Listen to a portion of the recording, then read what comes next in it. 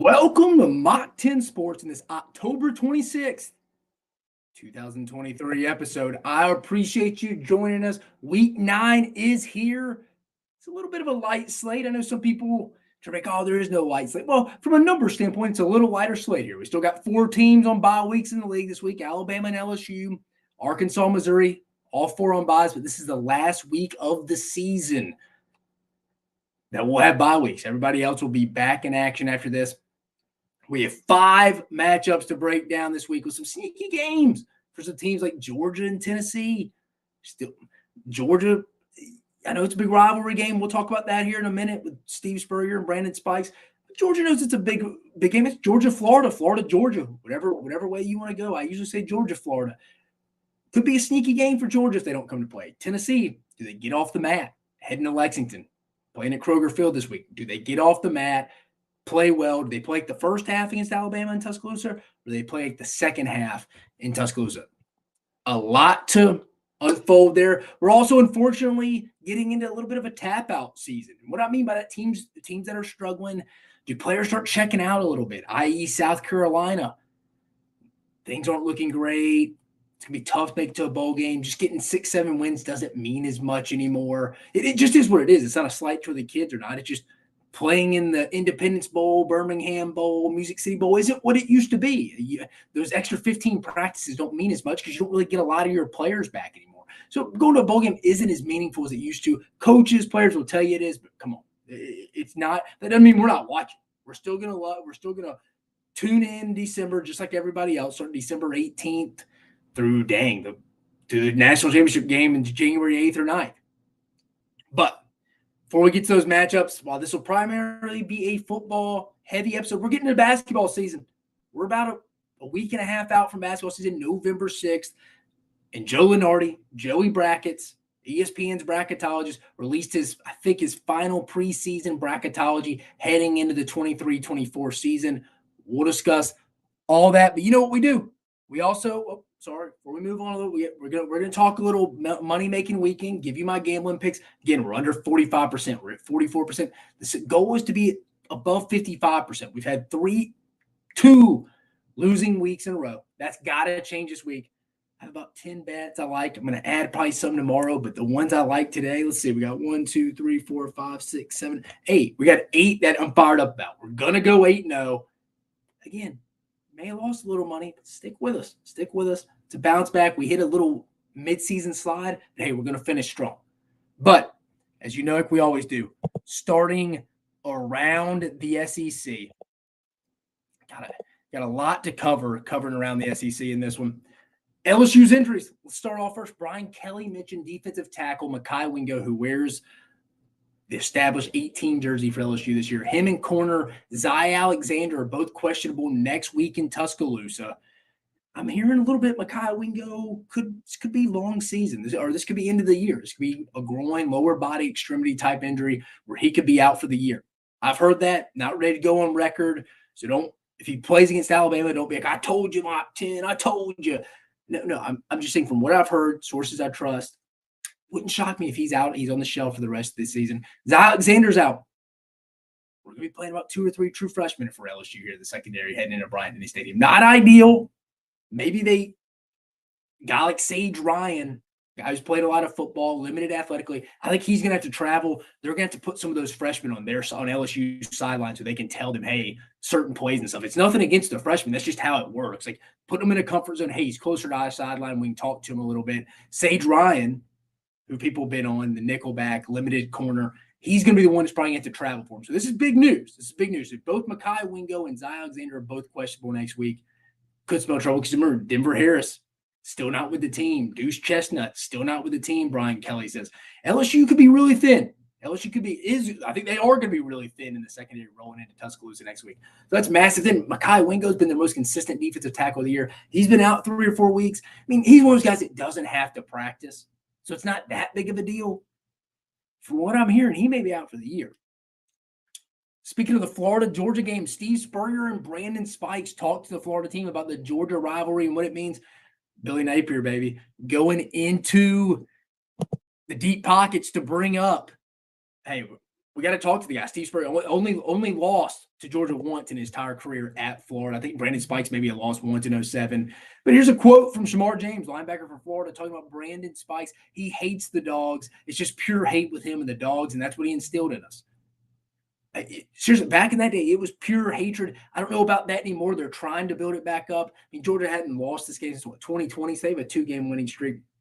I mean, when Urban Meyer was there, Mark Rick, Stafford, Noshawn Moreno, Tebow, Brandon Spikes, Jeffrey Dempsey, those teams did not like each other. This is why I like about this rivalry. I think this is one of the cooler rivalries in college football. I know some people want to go home and home. Kirby Smart himself. I like it in Jacksonville, though, man. I like these neutral sites. This is kind of the southeastern version of the Cotton Bowl between Oklahoma and Texas. It's just my 2 cents. I like it here. I understand from a recruiting standpoint. Hurts Georgia and Florida's home schedules at times when they're not there. But I like it. I'll be honest with you. Another injury update. Cornerback Kamal Hayden for Tennessee out for the year with a shoulder injury. He sustained against Isaiah Bond on the sideline. If you remember that last week, he went out for a little bit. He's out for the year, shoulder injury. Tennessee's not overly thin back there, but they got a bunch of older guys. They're not near as thin as LSU, but that is a season-ending injury for the Vols. And then before we get to basketball, Nick Saban on the hesitancy behind communicators in the helmet. Let me share the screen here for you. Just wanted to bring up this exact quote for Nick Saban. Here it is. So if you look historically, this is a quote from Saban today on Pat McAfee's show about putting speakers that they do in the NFL and the college players' helmets so this sign stealing can go away. He says, if you look historically, you'll know that there were reasons that he's talking about the NFL, changed the rules so you couldn't do that. He's talking about stealing signs. Then they come with the microphone and the helmet, whatever they want to call it, and there was no sign stealing. There was no signs because it was just communication, which I think we would solve a lot of the problems if we would just do the same in college football. He says there's no reason to do that. There's no reason that you just can't tell the quarterback what the play is rather than having signs and signals and 3 people signaling in and all that stuff to try to get the play, which is more difficult for the players, incidentally, because they all got to get the sign because everybody's gone no huddle. Yeah, I mean, Saban's right from that perspective. He is. But also, you got to think he's not a big no huddle guy, so he's got a little agenda in it. He's got a little agenda. There's nothing wrong with that. He also understands that's how a lot of teams don't huddle in college football, and he's aware of that. A lot of teams don't huddle in college football, so that would limit them. That would hurt those teams right there. And he kind of knows that. I mean, he's always kind of been against the no huddle. He likes huddling. He likes the execution, mano a mano, rather than the quick stuff, trying to get people out of gaps and stuff like that. Nick Saban's never been a big fan of that, even going back to his days, even going back like when Gus Malzahn got to Auburn quickly. But just wanted to bring that up. But I think the thing Nick's missing is, or Coach Saban's missing is the teams. I'm not going to use the budget one. We talked about that a little bit. But the teams that signal in are going to be screwed a little bit because not everybody huddles. So you would be almost forcing teams to huddle when they don't want to do that. I mean, think about Tennessee. They don't huddle much. I mean, you'd be forcing teams to do stuff they don't really want to. So it's kind of one side way of thinking. It's just not as simple as everybody just put microphones in their helmets. I'm with him. I think ultimately we get to that when everybody's on the same budget, doing the same things. And honestly, if you could afford it now, why not? Why not? But yeah, I think it's a little bit, it's just a surface level just to say put a speaker in everybody's helmet. That would adjust a lot of offenses in their communication and getting in signals. Because like I said, it all comes down to a lot of these teams don't huddle and they do get signals in quickly to different position groups, whether the offensive line, receivers. Some of these calls are really long. So I think it's a little bit different than just, hey, simplify, let's put speakers in the helmets and there we got it. It's over. Simple as that. I don't think it's that simple. Again, the teams that don't huddle would be at a disadvantage. But again, Nick Saban's always been he doesn't really care about that, so it doesn't really matter. But moving to basketball. So update is Kentucky's Croatian big man Zion Ivičić is not quite eligible heading into the season right now, according to NCAA. But he's not the only one either. Texas A&M forward Julius Marble not permitted to participate in team activities due to a university process that is ongoing per head coach Buzz Williams are made right now in a release. Williams said he could not give specifics about the situation. That'd be big. I mean, A&M's got 4 starters back? That'd be big for them. Or from a negative standpoint, to lose Julius Marble, who is a great rebounder, true old school low post guy. So that could be a loss for both Kentucky and A&M. But I mentioned before we move into the week 9 preview schedule. Joe Lunardi brought up his last, I'm assuming, probably bracketology for the season starts on November 6th. I'm going to pull up. He's got 8 SEC teams in this, which is tied for first out of any conference with the Big Ten. No teams on the bubble, but he does have, as you can see on the left side, the South region here. Kentucky is a 5 seed right here, highlighted in red. You got Tennessee is the highest seed in the SEC, coming in as a 2. He's got them winning the SEC. Mississippi State getting another tournament appearance. I think that's possible. I think that should happen too. Is an 8 seed. Arkansas coming in as a 4 seed. Florida coming in as a 10 seed. Auburn a 7 seed. Future SEC team Texas in is a 3 seed. Texas A&M, we just talked about him with Julius Marble, 4 seed. Going on up. And we got Alabama as a 4 seed over here. Now, disregard the matchups. That's 8. There's the conference breakdown for you. 8 SEC teams tied with the Big Ten. It's impressive. And I talk to people. I mean, I feel really good about the SEC getting about 8 teams in the tournament. 7 for sure. 7 for sure. I mean, I think Arkansas, Alabama, Kentucky, Texas A&M, Auburn, Mississippi State, and who am I missing? Who am I missing here?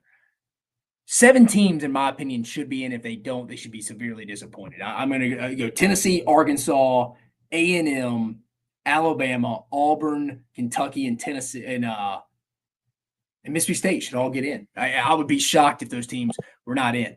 Really, Florida's the one that's kind of the swing team. Florida's kind of the swing team because, again, like I mentioned, I'm writing it down. Alabama, Arkansas, Auburn, Mississippi State, Kentucky, A&M, Tennessee. All 7 of those teams should be in the tournament, in my opinion. It'd be a failure of a year if they did not make the NCAA tournament. And again, we have our basketball preview coming up on Monday night. We have Max Barr from Southeastern 14 come help us preview the SEC. The SEC will tip off a week after that, like I said, on November 6th. But the swing team to me, and they beat Miami in a scrimmage. It's just a scrimmage, I know. But Miami was a Final Four team last year. Florida's brought in some good transfers. They got Riley Kugel back. They should be pretty good this year. Florida should make the tournament in Todd Golden's second season. But I'd be a little surprised if the SEC did not get 7. Just wanted to go over Joey Brackett's, Joe Lunardi's last bracketology. As you could see, came out a couple of days ago on Tuesday before the regular season starts in about a week. We're going to go over where the SEC stood from that perspective. Remember, 8 teams he has in, leads the country right now.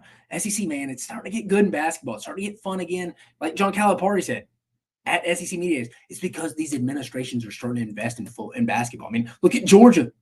Georgia got Asa Newell. They could get the Reed kid. That's 2 big, highly profiled kids they're going to get. Georgia should always be good in basketball, and they should always be good in baseball. I tweeted about it yesterday. But even Georgia's starting to pony up from an NIL perspective. Teams are starting to realize you can be good in football and you can be good at basketball at the same time. Georgia's starting to learn that. They've obviously been good in football for the past 5 or 6 years. You can be good at basketball at the same time, too. The league's starting to pick up. Man, it's just a fun league. They have a lot of good players across the board. I mean, NBA opening night, you see a ton of SEC teams littered on. Who was I watching yesterday? I think it was the Spurs. I saw Grant Williams from Tennessee on. Brandon Miller for the Charlotte Hornets. I mean, the league's loaded. NBA's loaded with former SEC players. But let's get to it. Let's the week 9 preview. Let's share the schedule with you. I'm actually really excited about this week. There's going to could be some real surprises, but here's the week 9 slate. We got the 11 a.m. Central Standard Time kick on ESPN, South Carolina at A&M, the 2:30 CBS game. We're getting limited on our SEC CBS matchups. Remember, last year for they moved to the Big Ten for the world's largest cocktail party in Jacksonville, Georgia, Florida, CBS at 2:30, also at 2:30 on the SEC network. I mean, maybe the lowest scoring game in college football this year. Mississippi State at Auburn on the SEC network. 6 p.m. Central Standard Time Zone, Tennessee at Kentucky on ESPN. And then 6:30 p.m. Central Standard Time Zone, Vanderbilt at Ole Miss, the SEC network night game. Before we can really dive in, let's look at the standings heading into week 9. Here we are right here. Here we are. Here where we stand going into week 9. The SEC East, Georgia obviously 7-0, 4-0 right now. Missouri still controls their own destiny on a bye week this week, but 7-1, 3-1. They go to Athens next week. Florida, 5-2, 3-1. Control their own destiny. They still get Missouri and Georgia. Still get Missouri and Georgia. Kentucky's already dropped 2 for them. That's Florida's only lost, but sitting at 5-2, 3-1. Kentucky 5-2, 2-2. Tennessee 5-2, 2-2. South Carolina 2-5, 1-4, and Vanderbilt 2-6, 0-4. Moving to the West, Alabama sitting there at 7-1 overall, 5-0 atop the SEC West. LSU sitting there at 6-2 overall, 4-1. Remember, LSU opened the year against Florida State with a loss, but they're 4-1. Still control their own destiny in the SEC West. Ole Miss, the interesting team here. Not really talked about nationally, but they're creeping up. They're 6-1, 3-1 overall. They still need Alabama to lose 2 games. So they're a big LSU fan next week, and they got to take care of their own business. Can't afford another loss. They got Vandy this week, A&M at home next week, and they go to Athens for the big one. Maybe an outside shot, even if they don't win the West, to maybe get in the playoffs. They'd have to finish 11-1, obviously. So that may be a stretch this year. But yet, Texas A&M 4-3 overall, 2-2. Mississippi State 4-3, 1-3. Auburn 3-4, 0-4, and Arkansas 2-6, 0-5. So we still got a lot of division shakeups. Obviously, Georgia, Missouri next week, that's a big one. Alabama, LSU next week, that's a big one. So we're gonna have some real some games that will determine some division outcomes starting next week. And again, Florida, say they did what a lot of people think they can't do this week. They win. They control their own destiny. They still go to Missouri here in about 3 weeks. So we still got a lot of things to figure out here in the SEC. A lot of things to figure out in the SEC. But let's get to it. First game. South Carolina at Texas A&M, 11 a.m. Central Standard Time Zone on ESPN. A&M currently a 14.5-point favorite heading into this one. Let's set the tone for you here. South Carolina coming in at 2-5, 1-4. We just mentioned Texas A&M comes in 4-3, 2-2. Big game for both teams, but for different reasons. I mean, obviously a bigger one for Jimbo Fisher and Texas A&M. If he loses this game, he might as well start calling the moving company. Start packing the house. Same with the Mississippi State game in a couple weeks. If they lose to Mississippi State or South Carolina at home, it's over. No Mach, Roberto Duran, call the packing company. He's gone. It is what it is. Let's call a spade a spade. He's got to win this game. South Carolina, on the other hand, just running out of games to get to 6 wins in Shane Beamer's third year. They lose this, it's going to be tough. Maybe I just want to pull up South Carolina's quick schedule for you real fast, just so I can show you. I mean, it's not insurmountable or anything. It's just it's going to be tough. It would be tough for them to win. I mean, they're going to win out. Flip it. Here we go. All right, so there's the remaining part of their schedule here. They need 4. They got what? 2 wins right now. If they lose this weekend, they got to win out to week the 6th. They got Jacksonville State coming to town next week. Solid team. They lose this. South Carolina could fall asleep and lose to Jacksonville State if they play really bad. They could. They really could. Their offensive line's that bad. We'll talk about that in a minute. Vanderbilt at home, they could win that. But what's the psyche at that point? Kentucky at home, probably not going to be favored in that one. Clemson at home, probably not going to be favored in that one. But I mean, they're all winnable. But what's the team's mindset? And again, do they really give a crap about going to the Belk Bowl down the street in Charlotte? I'm not trying to be like, oh, college people don't care about bowl games. College football said, no, absolutely not. Look at the views. I'm just being a spade, or I'm just calling a spade here. Being a spade. Calling a spade here. 6-6 isn't what it used to be. It's not like, hey, guys, let's go get these 15 extra practices in. Let's send the seniors out the right way. Let's develop the guys that are coming back, and let's take some momentum into the offseason. You're going to have a whole new team. So I'm not saying A&M really needs this one because I don't think a lot of people expect them to win, myself included. But they don't need to go get embarrassed. But where is South Carolina better at in this game, in any matchup? Add in, they will most likely be without their best 2 receivers, as Juice Williams is still hurt, and Xavier Legette got hurt. He's most likely going to be questionable. I mean, if you hear Shane Beamer say someone's questionable, he's probably out. Quarterback is probably the only position I would say they have the edge at with Spencer Rattler. But where is the confidence level at in that entire building right now? I don't see a lot. This has been a program that has struggled significantly on the road under Shane Beamer. They've not held many Power 5 teams under 30 points in his time at South Carolina. They just hadn't. Word is they may be letting, don't want to say too much, somebody else call plays this week. Sounds like there may be a new defensive coordinator dabbling in some stuff.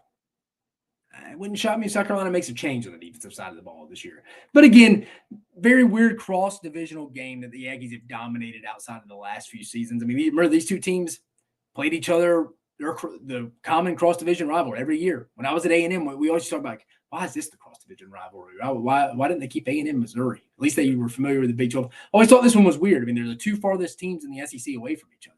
It's a very weird cross-divisional game that A&M or South Carolina finally won the game in this series last year. But where this game will be won, Texas A&M's defensive line versus South Carolina's offensive line. Massive matchup advantage for A&M. A&M leads the country in sacks with 29. South Carolina comes in at 125th in sacks allowed. They've given up 31. South Carolina is also beat to crap right now at that position. The Gamecocks have not just been bitten by injuries. They've been mauled, dude. It's been bad, especially on the offensive line, like I mentioned. Since the spring, listen to this. South Carolina has lost 10 offensive linemen to injuries, 7 of whom were scholarship players. I don't know many teams that get over that. I mean, some tight ends this week, Shane Beamer said, it had to move over to get some help from a body standpoint on the offensive line just so they can practice. Now, A&M has their own issues, but getting in the backfield and affecting the quarterback has not been one for them this year. It's a massive advantage for A&M. I think it continues this week. For South Carolina, where can this game be won? It starts with your gunslinger, Spencer Rattler. Spencer Rattler always gives you a chance, right? Right? Going back to the Tennessee Clemson games last year, and he's played well this year. But he'll be running for his life, most likely without his best weapon on the outside. But Spencer Rattler does find ways at times to create. And Texas A&M secondaries, we've seen this year, they can be had. They can be gotten, as some people say. Does he rely on the true freshman track star freak Nicholas Harbor on the outside? Maybe. He played well last week in the Missouri game, one of the few people. Maybe that's a weapon. Just don't see a lot of matchup advantages for South Carolina in this one, outside of just having the better quarterback. While that's important, just between the offensive line being injured, looking like a mass unit, your top 2 receivers are out. I just don't know if he has a lot of help around him. But prediction. Look, I always talk about a path to victory for every team. But outside of Spencer Rattler, I see 0 path to victory here for South Carolina, especially when you factor in the positions around him and where they currently are from a development standpoint, an injury standpoint. Where does the help come to help Spencer Rattler? Now, this most likely will be a lazy 11 a.m. environment, not a shot at Texas A&M, but 11 a.m. games, in my opinion, has always benefited the road team from an upset standpoint. Texas A&M coming off a bye week. Can they get the ground game going with Le'Veon Moss? I think they will. The A&M offensive line has struggled running the football in their last 2 games, but South Carolina's defensive line is not in the same tier as Alabama and Tennessee's in regard to rushing defenses. On the other side, the Gamecocks' defensive line doesn't have a lot of get-off. They struggle to protect their linebackers, and the Aggies' offensive line has a size advantage against a group that's neither big or athletic. The South Carolina defensive line is not big or athletic. Not near what A&M's seen the last 2 games, like I said, with Alabama or Tennessee. Add in, this is a poor tackling team, the second and third levels for the Gamecocks, and I see A&M doing what they want through the air. A&M starts to pull away before the half. I see that. It picks up right where they left off after the half, pulling away in the second half. Texas A&M gets a much-needed win off a bye week before they head into another must-win situation in Oxford against Ole Miss next week. Give me Texas A&M 34-14. Yeah, I just don't see a lot of path to victory here for the South Carolina Gamecocks in this one. I just don't. I just don't see a lot. But moving on to the next one, to the Plains of Auburn. Mississippi State at Auburn, 2:30 p.m. Central Standard Time Zone kick on the SEC Network. Auburn currently a 6.5-point favorite. Will there be 6.5 points scored in this game? I was actually at the 3-2 game in 2008. In this one, then Mississippi State 7-3 win over Arkansas last week. But Mississippi State comes in 4-3, 1-3 in conference. Auburn comes in 3-4, 0-4, losers of 4 straight. Auburn fans, I know you're disappointed after losing 4 straight games. I mean, who wouldn't be? But out of those 4 opponents, who did you really expect to beat? I mean, at Texas A&M? No. Georgia at home? No. At LSU? No. Ole Miss at home? No. mean, outside of Alabama, that's the four hardest teams you play on your schedule. 4 straight weeks. No one expected Hugh Freeze to win that game. I mean, to be honest, Hugh Freeze has not lost a game that he was expected to win yet. But that changes this week. With that being said, it's time for Hugh Freeze to start making his money in year one, and that starts this weekend. These are the games that people will start to kind of have a sour taste in their mouth if he drops this one at Mississippi State at home. And I'm not talking about the people getting some Tumors Corner lemonade. I'm not. Again, I always thought it, no offense to Tumors Corner lemonade, they do fantastic business. I always thought it was a little bitter, though. I'm not talking about that. If they lose this game to Mississippi State at home, be a lot of bitterness and sour taste in people's mouth. The back half of Auburn's schedule starting this week is very winnable. Mississippi State rolls into this one with some mild confidence on their side with Zach Arnett after a 7-3 road win at Arkansas last week. It is what it is. Take the win as it is. A road win for Mississippi State at Arkansas. It's a win, guys. Build on it. But big question for me right now is Zach Arnett. Is he getting more involved in the defense? They played better last week. I know struggling Arkansas defense, but it's something to keep an eye on this week. Watch his mannerisms on the sideline.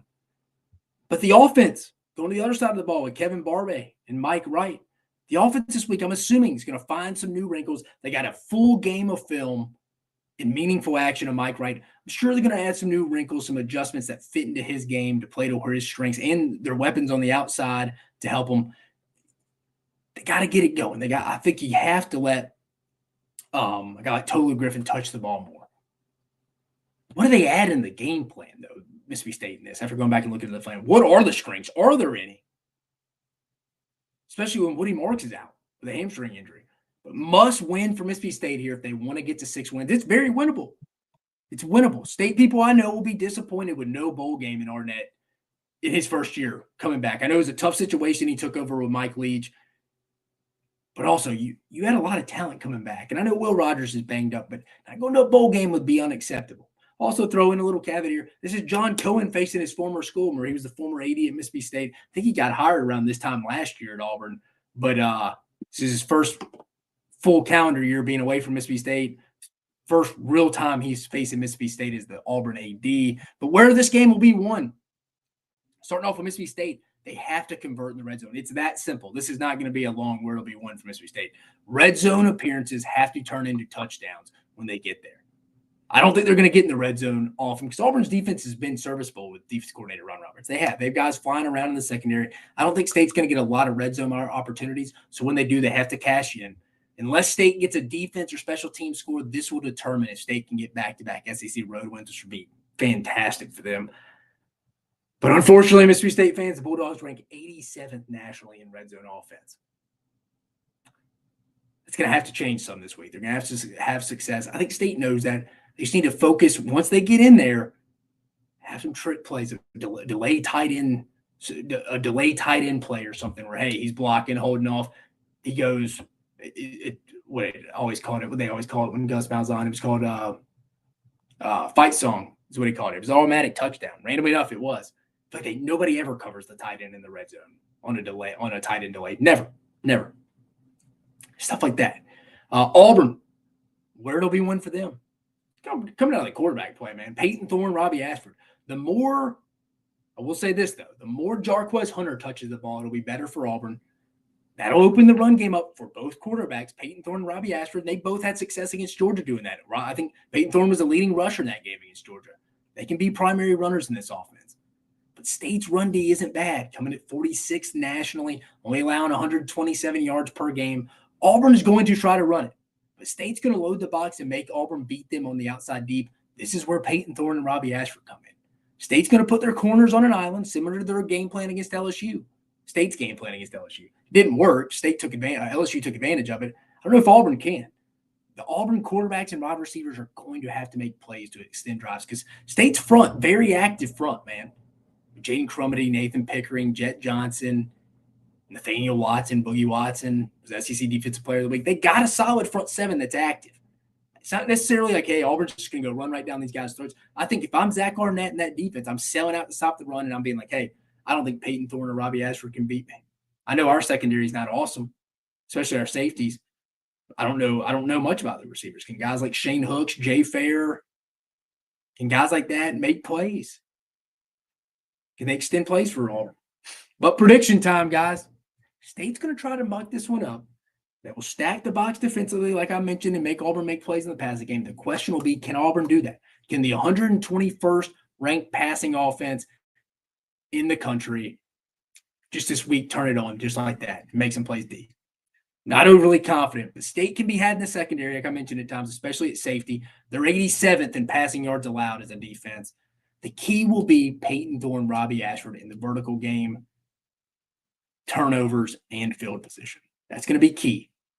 The vertical passing game, who comes up with the most turnovers, who wins the turnover margin in this game, and who can win the field position consistently throughout both halves.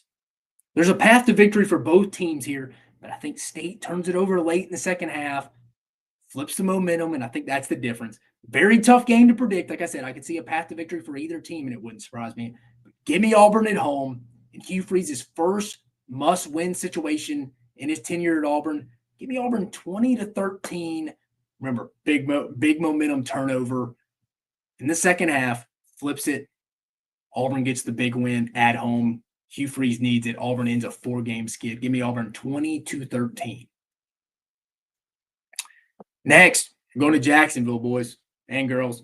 We're going to the world's largest cocktail party, Georgia versus Florida, 2:30 p.m. Central Standard Time Zone on CBS. Georgia currently favored by 14.5.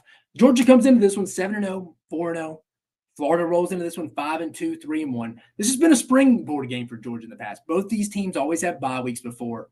Like I said, Georgia coming off a bye week where they didn't really play their best the last time out. They've lost their best offensive weapon in Brock Bowers for a couple of weeks, not for the season. But listen, Georgia has holes for sure. This isn't their 21-22 teams. It's not either team. But they don't have to be this year to win a championship. I hear people say that all the time. They're not as good as their 21-22. They don't have to be. This is the 2023 season. They just have to be the best team in 23, and they can be. 2023 is its own season, guys. Florida, on the other hand, trying to build off some momentum after back-to-back wins versus Vandy and South Carolina. Now, is that more Florida getting better, or are those the two worst teams in the SEC East? I think that's fair. Fair argument. You can make an argument either way. But there's no sugarcoating. The South Carolina game was massive for Florida and Billy Napier to get that road monkey off their back. And they were down 10 with 5 minutes left, had to convert a 4th and 10 play where they made a South Carolina defender miss and picked up a first down. I think it was Arliss Boardingham that is tied in and did it. It's a massive momentum game for Florida, and they took it into the bye week. Do they bring it to Jacksonville? I fully believe in Billy Napier getting this thing turned around. And if you understand building a program, you should as well. Does that mean they are ready to take on Georgia and Kirby Smart only in Billy Napier's second season? I don't know. But where it'll be won for Georgia, stick with your run game, guys. Stick with your run game, Mike Bobo. Throw off play action. If you do that, I think you're going to be fine. I firmly believe Georgia can win this game with only 2 to 3 run game concepts and staying ahead of the chains. I've watched Florida, just like I've watched every team in the SEC, multiple times this year. Multiple times.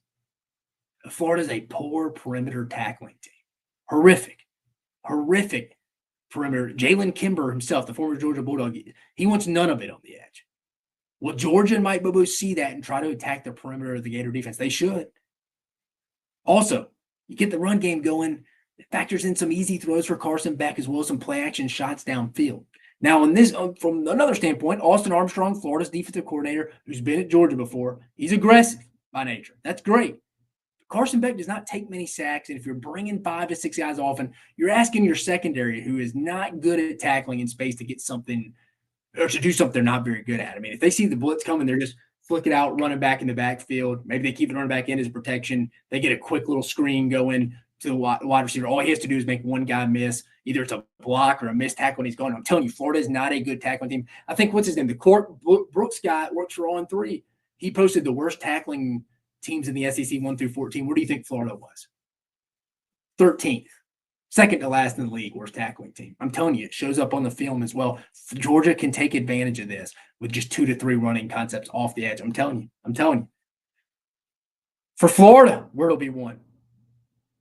Call me crazy, but I think it's the same thing. I think this is an edge game. This isn't the Georgia D at 21 or 22 like we mentioned, but I still don't believe you can run on them between the tackles on a consistent basis. However, I do think they are more susceptible than they've been in 2 to 3 years, being able to get run on the edges, on the outside. Guys get sucked in, can't get off blocks as well as they have. Just like I mentioned with Florida.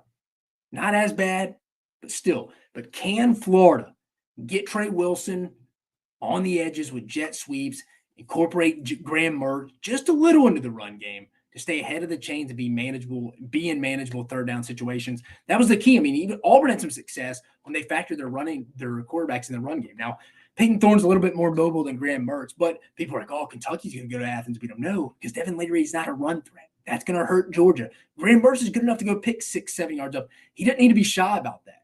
If he can just rush maybe for 50, 60 yards, it's going to keep Georgia's defense on its heels. I should say it could. But if it's third and long, you might as well start warming up the fat lady's vocals. Florida has no shot if they're in third and longs. I've watched the film, and there are ways if Florida gets creative in the run game, they can have success and get good yardage on the edges. I mean, they run these counters that are pretty creative in Billy Napier's run game with the Y and H, they're 2 tight ends that Georgia's not seen yet. So I'm interested in that. And they'll get out on the edges. So how will Georgia, guys like Chaz Chambliss, take that on? How will linebackers flow in over? Will their corners tackle? Georgia's usually a really good tackling team. But teams have gotten to the edges a little bit on it this year. So this is a game of who can win the edge to me after going back and watching the film. But it's prediction time in this one. As I stated, it's going to be an edge game. Both defenses are vulnerable on the edges to some extent. Obviously, Florida more so than Georgia due to their inability to tackle the second and third levels, but even Georgia to some extent this year. But Florida ranked 13th worst tackling team in the SEC this year right now. And you see it on the film. This is another opportunity for Florida to see where they measure up in year 2 of Billy Napier. Do they have the weapons to stress Georgia's defense?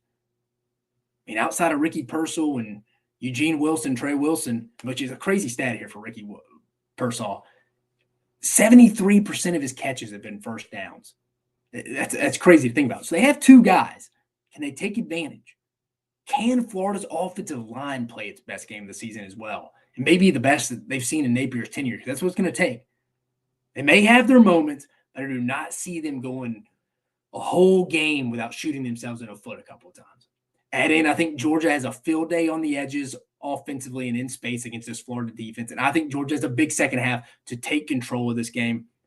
Would it shock me if Georgia just takes the air out of the ball at some point? Just kind of like, hey, let's just get to next week. Absolutely not, because Kirby Smart's been known to do that. It's been their style before. Just depends probably how the flow of the game's going for them. Florida, while improved, let's be honest, they beat Vanderbilt and South Carolina, probably the 2 worst teams in the East. They just aren't ready for this yet. It's not a reason to get down on Billy Napier. I think given time, given 4 years, he'll have it turned around. But they're just not ready for this yet. Even if Georgia isn't as good as they have been the last 2 years, they're just not ready for this. I know Georgia has holes, but I think Georgia pulls away in the second half for a 31-13 Georgia win. Moving on. Tennessee at Kentucky, 6:30 p.m. Central Standard Time Zone kick on ESPN. Tennessee currently a 3.5-point favorite on DraftKings. Setting the tone. Tennessee rolls in 5-2, 2-2. Kentucky, same record, 5-2, 2-2 in the SEC. Saturday night game where both teams need wins. How do both these teams bounce back after tough losses? Now, Kentucky's coming off a bye week. They had the tough loss to Missouri 2 weeks ago. After the fake punt, they never recovered. They were up 14-0, firing on all cylinders. After the fake punt, it was over. I've never seen a team just totally drop off the face of the planet like that. Just momentum sucked out of Kroger Field faster than bourbon out of the dispensary. How is the locker room right now in Lexington? It's a big question to me. How do they handle some adversity? 2 weeks ago, they handled it poorly. They just looked like they quit after Missouri converted that fake punt. Now, going to the Tennessee side of things, can they get off the mat after a brutal second half in Tuscaloosa last weekend? This game, in my opinion, for both teams, it's the difference between going 9-3, 8-4, in my opinion. It really is, because one of these teams, the loser of this, is probably going to lose another game. Because you got to think, Kentucky still got Alabama. Tennessee still got Georgia and Missouri. I would be shocked if the loser of this doesn't lose another game. But where will this game be won for Tennessee? Once again, as it's always been for Tennessee, especially on the road, converting red zone trips into touchdowns. The red zone offense currently ranked 67th nationally in the country, an 84% conversion rate. Only 18 touchdowns, though, and 33 red zone attempts. That's not going to get it done to the level Tennessee wants to get to in the third year in the Josh Heupel program. Kentucky's red zone defense ranked 97th in the country, Tennessee has to capitalize this week because opportunities are going to be there. Once they get in there, Kentucky gives up scores in the red zone. They have to take advantage of that. They get the run game going this week. For Kentucky, where it'll be one, Devin Leary. He's the key to this game for them. Leary may be the most underwhelming transfer portal quarterback addition in college football when you factor in the expectations he came in with when he left NC State. I mean, right now he's got a 54% completion percentage, 14 touchdowns and 7 interceptions, but he just looks totally confused and out of his element. I saw Liam Cohen, the offensive coordinator, say this week that they needed to get the plays in faster and communicated better. I mean, you saw a play against Missouri where he just looked, Devin Leary got the call and just looked totally confused, went back to the huddle, turned around, they had to call a timeout. He just looked like he didn't understand what the play call even was, much less could be able to communicate it. That'll be interesting to see. I mean, both Mark Stoops and Liam Cohen mentioned that this week in their pressers is something they need to work on. And Mark Stoops even mentioned, like, hey, look, I know we're struggling in the passing game, which, again, surprising because they have good weapons on the outside at wide receiver. This is supposed to be one of the better Kentucky wide receiver groups we've seen at the program between Barry Brown, Dane Key, Tavian Robinson, but the offense just has not been able to click outside the Florida game, whether it's procedural penalties, the offensive line, the big blue ball, but not being able to block. Devin Leary struggles, drops by the receivers. Again, not all Devin Leary. The offense just hadn't been able to mesh. But Mark Stoops said it this week. We're still going to work on the passing game. We're going to sling it around. We're just not going to go back to how I was 3 or 4 years ago and just take the air out of the ball and just run the football and just try to be like, hey, try to score on us. You got to be able to score and have somewhat of a passing game in college football. If Kentucky wants to win this game, Devin Leary is going to have to play better, probably better than he has all year. Prediction. Tennessee has more than 30 seniors on this team. This is an older veteran team. Josh Heupel wants to keep moving this program forward. This is a bounce-back game where your seniors have to lead the rest of the team. It'd be easy to let Alabama beat you twice after last week's second half, especially you taking the show on the road to an environment where you'll once again be someone's biggest enemy. Kentucky hates Tennessee football. Tennessee always beats Kentucky. Even in Tennessee's dark days, they always beat Kentucky. Now, on the field, can Tennessee get the running game going like it did against another solid front 2 weeks ago against Texas A&M? Last week, they got nothing going against Alabama. But 2 weeks ago at home, they did pretty well against a solid Texas A&M unit. And Kentucky's not bad either. But Tennessee's run game just, for whatever reason, has not traveled on the road this year. But a stat to keep in mind, looking at it right now, is that Kentucky's defense is ranked 104th in third down conversion defense. 43% teams are converting third down. That's not good. It's not like a normal Mark Stoops defense. I think Tennessee runs well enough to keep them in third and manageable situations, especially if Joe Milton keeps using his legs like he did last week. Kentucky's going to come out with a chip on their shoulder. We fully expect to. But Devin Leary and the supporting cast outside of Ray Davis has given me nothing to believe this is going to be they turn it around and start developing some consistency within the offensive play. I just don't see this. I mean, again, especially against another solid defense and a solid defensive front like Tennessee. I think Joe Milton looks comfortable and the volunteer run game gets going again. Vols pull away in the fourth quarter, get a 31-17 much-needed bounce-back win. Be a big win. Seriously, it'd be a big win for Tennessee. Difference between 9-3, 8-4, I think, for the loser of this game. But give me Tennessee 31-17. And then finally, the fifth matchup of the week, Vanderbilt at Ole Miss, 6:30 p.m. Central Standard Time Zone on the SEC Network. Ole Miss minus 24.5 right now, favored by 24.5 according to DraftKings. But setting the tone, Ole Miss comes into this matchup 6-1, 4-1. Vanderbilt coming off a bye week, 2-6, 0-4 in the league, have not won a game since week 1. I think this game to me, when someone says the word trap game, this game sums it up for me. This game sums it up. I think some people think trap game you could possibly lose. I don't really. It's kind of like the South Carolina A&M game a little bit. I don't know if I see a real path to victory for Vanderbilt in this one, but this game does look like a trap game to me. To be fair, if you're Lane Kiffin and Ole Miss, how are you not thinking about the Texas A&M and probably even the Georgia game to some extent? Lane Kiffin knows this as well and knows it'll be a challenge to get his guys going this week. It's a bring your own energy type of game, bring your own juice type of game, Kirby Smart always says. But something that should keep the Revs motivated is Vandy always plays this game close, always plays well against Ole Miss. It's their common East-West division game in the last year of this for the SEC. I mean, last year, Ole Miss Vanderbilt were tied at half before Vanderbilt went on a run with before Ole Miss went on a run with Jonathan Mingo to open it up in the second half. But it was tied at half. Vandy coming off a bye week, probably their best game of the year, even though they lost to Georgia their last time out. you're going to have a nothing to lose attitude with Clark Lee and his staff and his team. But where will this game be won? For Ole Miss, it's going to be attacking through the air. And look, Ole Miss may not even have to go that route. But if Ole Miss has to go that route, they are ranked the 20th in the nation in passing offense, averaging 291 yards a game through the air, while Vanderbilt ranks 117th in passing yards allowed, giving up 263 through the air. Ole Miss has a lot of options against a poor Vanderbilt defense. Vanderbilt's also giving up 34 points a game. I think Ole Miss can kind of do what they want, I think. I say attacking through the air because I think where it'll be one for Vanderbilt may make Ole Miss have to go through the air a little bit. But here for Vanderbilt, let's go to them real fast. Stopping the Ole Miss run game. Clark Lee, smart guy, defensive guy at heart, was the former DC at Notre Dame. He knows what he's doing. I mean, he knows his secondary is weak. But if they do not sell out to stop the Ole Miss run game, they have no chance to keep this game close.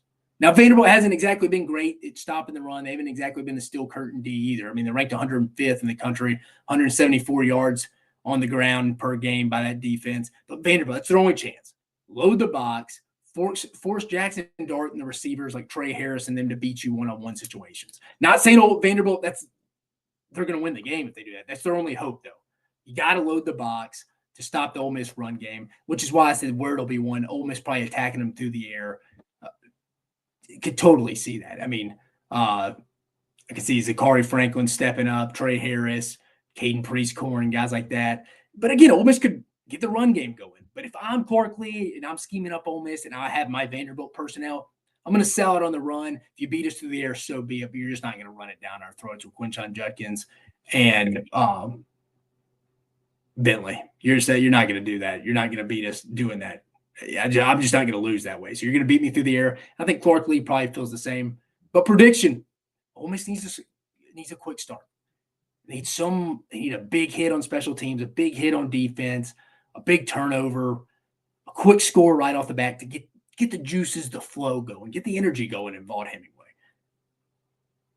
I could see this. I could see Ole Miss coming out a little bit sluggish after an emotional win in Auburn last week. You got A&M coming to town next week in a big game for both teams. And you got Georgia in 2 weeks. I mean, you're crazy if you don't think Ole Miss is looking forward to that a little bit. Vandy has proven they can score points at times, and Ole Miss struggles to defend the middle of the field regularly. I do think Ole Miss comes out, drags their feet a little in the first quarter, but Ole Miss should be able to muster up enough points, whether that's through the ground or through the air. Again, I think it's going to be through the air because I think Vanderbilt's going to sell out on the run to be able to separate towards the end of the first half. Give me a close game after a quarter and a half with Ole Miss pulling away and winning this game really in the middleweight. This is a game I could see Ole Miss be a tie game, middle of the second quarter. Ole Miss in the last 4 minutes gets 10 points, comes out, gets a big turnover, a big score. They're up 17-24 before we blink, before we're even in the middle of the third quarter. I could see something like that. I think Ole Miss is going to have a big middleweight moment, win the middleweight of this game. It's not going to be pretty at times. Going to bring their own juice, start fast, but give me Ole Miss 42-21. Moving on, guys.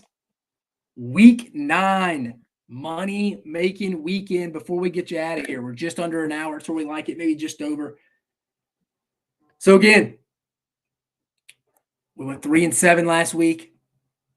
It's not good enough. We want to be over 55% for the year. We're 44% right now. I got 8 games for you right here. May add another one. I'll tweet them under the graphic I post tomorrow afternoon like I always do. But let's get to it. First one I like this week, sticking in the SEC. Mississippi State and Auburn. I told you the line was -6.5, but that's not where we're going. We're going the under 43.5. I mean, this was Mississippi State only scored 7 points last week against Arkansas. Auburn's not really lighting up the scoreboard either. 121st score in offense. I totally like the under here. Under 43.5. Auburn, Mississippi State. I feel confident in that one. Next, we're staying in the league. It's another over-under. Kentucky, Tennessee. Under 51.5. I love it. I do love it. Give me the under 51.5, Kentucky, Tennessee. I could see this being a slow starting first half for both teams. Tennessee still trying to get themselves up off the mat, not clicking completely on offense. I mean, Kentucky's had their own struggles offensively consistently. I like the under 51.5 here. Moving out of the league a little bit. I like BYU plus 17.5 at Texas. Quinn Ewers is hurt. Malik Murphy, the backup quarterback, getting the call for Texas. BYU, an older team as they always are, tough physical team, not going to be overwhelmed going to Austin. Give me plus 17.5 BYU here. Give me the Cougars plus 17.5. I like them where they're at here. They won us some money last week. They were underdogs at home to Texas Tech and won. I like BYU here. Staying out of the league, James Madison minus 20 versus Old Dominion. I'm just riding James Madison right now. Just riding them.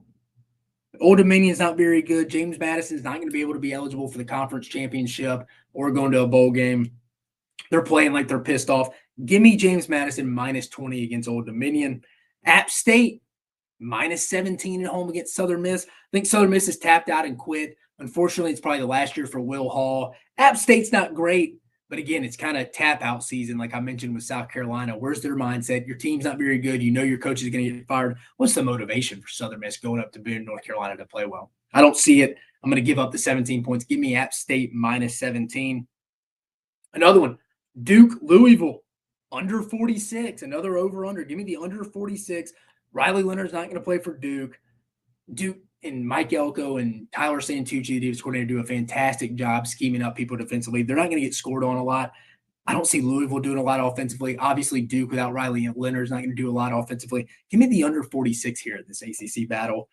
Michigan State, Minnesota, another over-under. Give me the under 40. Michigan State's a total disaster. They're not doing anything offensively. Minnesota, similar to Iowa, is not scoring on a bunch of people. It's the Big Ten, not a lot of high-scoring affairs in this conference. Classic game right here. The fighting flex versus a struggling Michigan State team. Give me not a lot of scoring. Give me the under 40.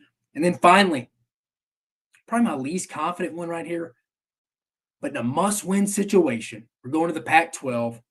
Dan Lanning and his team has to win this game on the road in a very tough environment at Utah. Utah coming off a massive win at USC last week. How Kyle Whittingham keeps doing it. I think sometimes that guy could play a ham sandwich at quarterback and they would still win games against good teams. It's unbelievable. I think Oregon comes out, though, with a little bit of edge on the chip on their shoulder. Understanding they let one get away at Washington 2 weeks on the road. They should have won. I think Oregon comes out, covers the minus 6.5. They may win this game by double digits. I think Oregon comes out, looks good this week. Oregon back in the Pac-12 conversation. They lose this, they're probably out of the Pac-12 race and certainly the playoff race. Dane Lanning and that team knows it. They're going to come in with an edge. I don't really say you would shock the world because they're favored by 6.5 on the road, but I think they cover this. Give me the Oregon Ducks minus 6.5 at Utah. So we got 8 bets. Maybe add more. Remember, pay attention to my graphic I'm going to post on social media on Facebook, Twitter, and Instagram. But again, the 8 bets I like right now on this money-making Thursday for a money-making weekend. Mississippi State, Auburn, under 43.5. Kentucky, Tennessee, under 51.5. BYU, plus 17.5 at Texas. James Madison, minus 20 at home versus Old Dominion. App State, minus 17 at home versus Southern Miss. Duke, Louisville, under 46. Michigan State, Minnesota, under 40. And then Oregon, minus 6.5 at Utah. We're getting back on track this week, guys. We're getting back on track on this week. I can promise you that. But that'll wrap up this week's episode, this Week 9 preview. We covered a lot. We covered all 5 matchups in the conference for Week 9 in the SEC. We talked a little bracketology with basketball about a week and a half away. Remember, our preview show, SEC basketball preview show, will be this upcoming Monday. I'll post a graphic as a reminder. What else? Talk about some key injuries for LSU. Mekhi Wingo, Zy Alexander. LSU's mounting up some injuries in the back after. They have to play a lot of freshmen in the secondary in Tuscaloosa next week. Mekhi Wingo, their best interior guy. They're already a thin position for them. Could be some big losses for LSU. Kentucky, A&M losing some guys, waiting on some eligibility stuff at Julius Marble, and then one of Kentucky's their big men as well. And then we went over the Week 9 money-making weekend, baby. 8 bets for you. Probably had 2 or 3 more. Pay attention underneath this. But again, if you love this content here at Mach 10 Sports, remember I'm a former DPP, Director of Player Personnel, for 9 years in college athletics. Worked at 4 different SEC schools. Alabama's a student, Texas A&M, Auburn, and Georgia. Feel like I know a lot of knowledge. If you like what we're doing here, it's free, guys. Like and subscribe, review, tell us what you want. We're on all podcast platforms. Again, you see the live show on YouTube, Twitter, Facebook. Again, if you like it, it costs nothing. Just please like and subscribe. But again, should be a fantastic Week 9 slate for us here. starting to become that great time of year, guys. Basketball just on the horizon. College football starting to get into the nitty gritty. We got some big divisional matchups this week and really, especially next week. But again, I appreciate you joining us on this episode of Mach 10 Sports. You have a fantastic weekend.